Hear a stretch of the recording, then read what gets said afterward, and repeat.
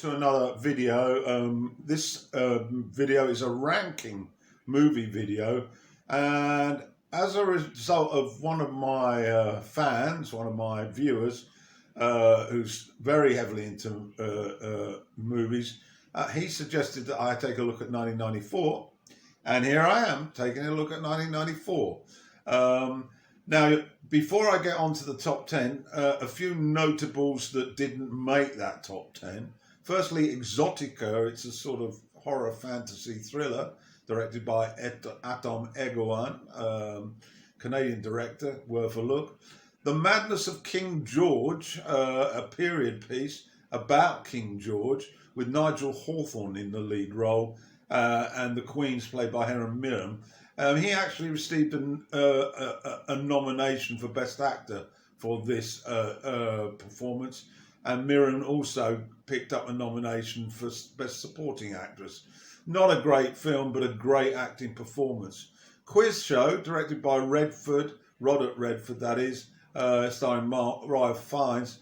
Again, a director's nomination for Redford, and there was also a supporting actor nomination for Paul Schofield, plus an adapted screenplay. The Browning version, a very good film starring Albert Finney. He's a teacher. And Natural Born Killers, Oliver Stone's serial killer rampage with Woody Harrelson. And then one that you probably would have expected to find in here, Forrest Gump.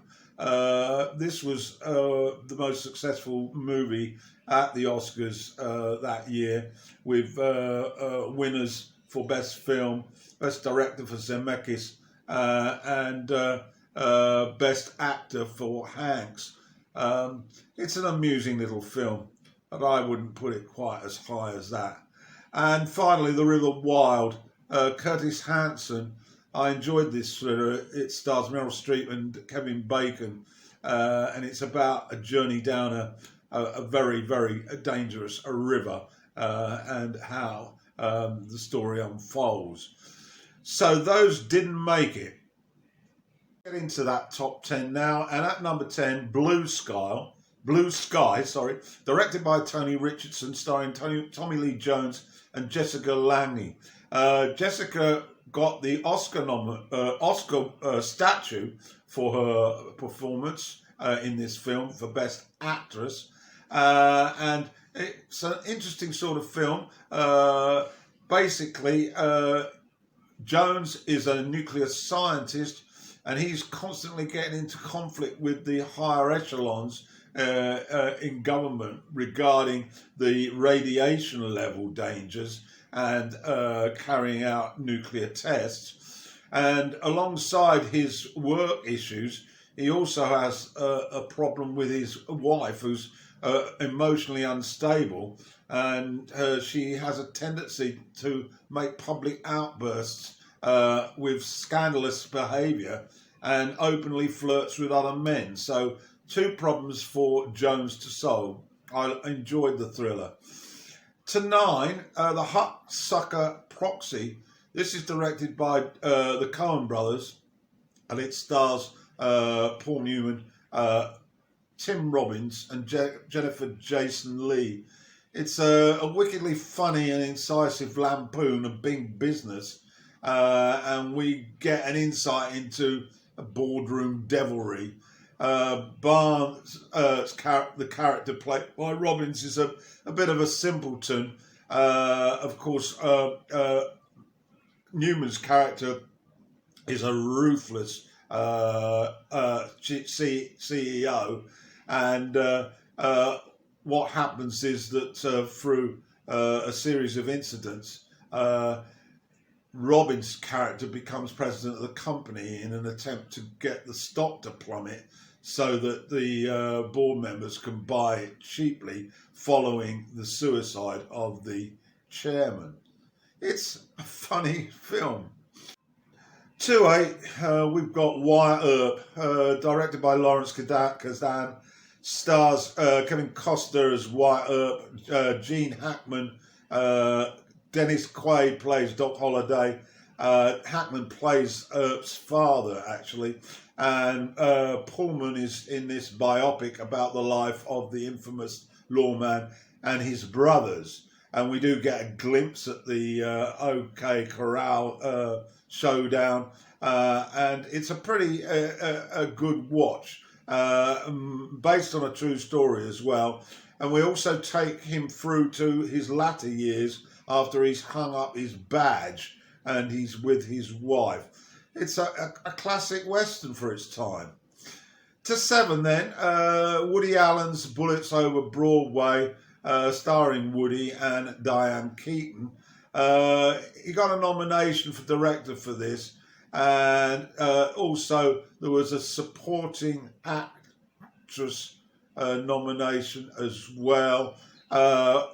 Supporting actor nominations for Chaz Palminteri and Jennifer Tilly as in the actress category, and it also got a nomination for original screenplay. It's a fun romantic comedy set in the 20s involving a playwright played by John Cusack and his latest masterpiece, and all the characters that bring about a series of bizarre events and love entanglements. Well, what do you expect from Woody? Number 6, Swimming with Sharks. It's directed by George Huang, and it stars Kevin Spacey, Michelle Forbes, and Frank Whalley. It's a satire that looks at the corporate ladder and climbing up it, with the fictional production studio, and it's about really the relationship between Spacey as the bully, Buddy Ackerman, and his underling, his assistant, played by Whalley. It's an absolutely spine chiller. Spacey is at the top of his game. He is really not a nice guy at all. And there's an interesting twist in the plot, which I won't tell you here. Just to say, it's a great movie. To 5, Ladybird, Ladybird. This is a movie directed by the British director Ken Loach, and it stars Ray Winstone in the lead role.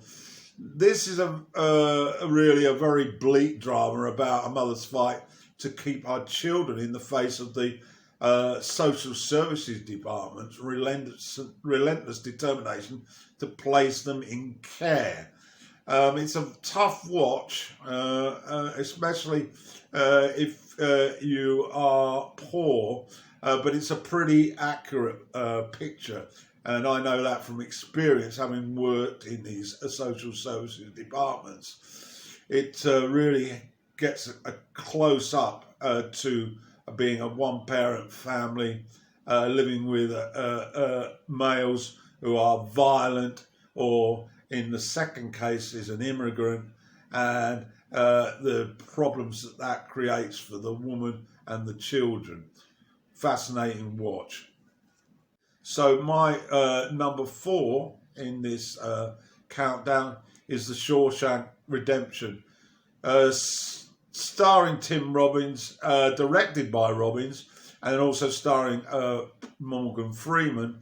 It got a nomination for Best Film, and for Best Actor for Freeman. Adapted Screenplay as well, it got a nomination. And it's a very gripping prison drama, a tale of a young banker who receives 2 life sentences for the alleged murder of his wife and lover, and that brings Robbins' character, Andy, to the prison, this top security prison where he encompasses all these nasty types. However, the film focuses on his friendship with Red, played by Freeman, who's basically been there for virtually his whole life, convicted on a life sentence for murder.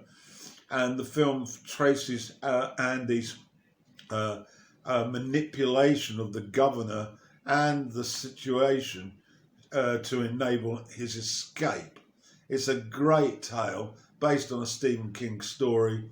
The 2 leads are fascinating, and I really recommend that you watch this. It's 5-star stuff. Right, up to number 3, and this is nobody's fool. Robert Benton directing, and it stars Paul Newman, Jessica Tandy, Bruce Willis, and Melanie Griffith.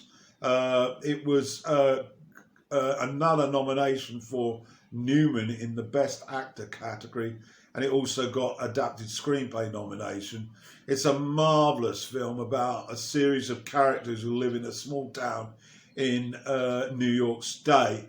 The central character Sully, played by Newman, brings out one of his finest performances.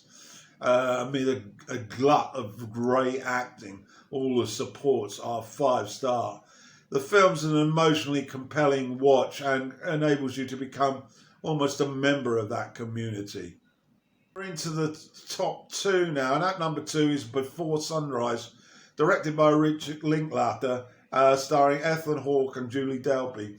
I absolutely love this movie. It's a love story about 2 people that meet in a place whilst Hawke is travelling, and they meet on a sort of I think it's in France, and on a railway station, and then we watch them go through a 12-hour period throughout the night where their relationship grows into a love story. The performances by the 2 lead characters is mouth-wateringly captivating, and you will follow them through every step of their wonderful experience of conversation, tenderness and care. Great movie. So, what's top of the pile? I'm sure you've already guessed it. It's Pulp Fiction. It's by Quentin Tarantino. It stars John Travolta and Samuel L. Jackson, Bruce Willis and Uma Thurman. Let's go through the awards. Nomination for Best Film, nomination for Best Director, nomination for Travolta for Best Actor. Don't know what happened to Sammy's nomination. He got Supporting Actor. I don't know how you separate the 2. Uma Thurman also got a nomination for Supporting Actress, and it won the Oscar for Original Screenplay for Tarantino. This set of interlocking tales involving gangsters, boxers, druggies and plain old Joes is alternatively exciting, funny and violent.